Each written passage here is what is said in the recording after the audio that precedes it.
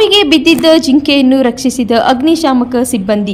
ನಂದನಗರದ ತೆರೆದ ಬಾವಿಯಲ್ಲಿ ಘಟನೆ. ಸುರಕ್ಷಿತವಾಗಿ ಮೇಲೆತ್ತಿ ಅರಣ್ಯ ಇಲಾಖೆಗೆ ಹಸ್ತಾಂತರ.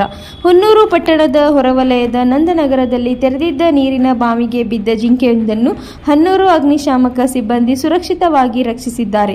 ಗುರುವಾರ ಬೆಳಗ್ಗೆ ನೀರು ಆವರಿಸಿ ಬಂದ ಜಿಂಕೆಯೊಂದು ತೆರೆದ ಬಾವಿಗೆ ಜಿಂಕೆ ಬಿದ್ದುದನ್ನು ನಂದೀಶ್ ರವರು ಗಮನಿಸಿದ್ದಾರೆ. ತಕ್ಷಣ ಹನ್ನೂರು ಅಗ್ನಿಶಾಮಕ ಠಾಣೆಗೆ ದೂರವಾಣಿ ಕರೆ ಮಾಡಿ ನಂದನಗರದ ತೆರೆದ ಬಾವಿಯಲ್ಲಿ ಒಂದು ಜಿಂಕೆ ಬಿದ್ದು ರಕ್ಷಿಸಬೇಕೆಂದು ಮಾಹಿತಿ ನೀಡಿದರು. ಕೂಡಲೇ ಎಚ್ಚೆತ್ತ ಅಗ್ನಿಶಾಮಕ ದಳದ ಸಿಬ್ಬಂದಿ ಪ್ರಭಾವ ಠಾಣಾಧಿಕಾರಿ ರವೀಂದ್ರ ರವರ ನೇತೃತ್ವದಲ್ಲಿ ಘಟನಾ ಸ್ಥಳಕ್ಕೆ ತೆರಳಿದರು.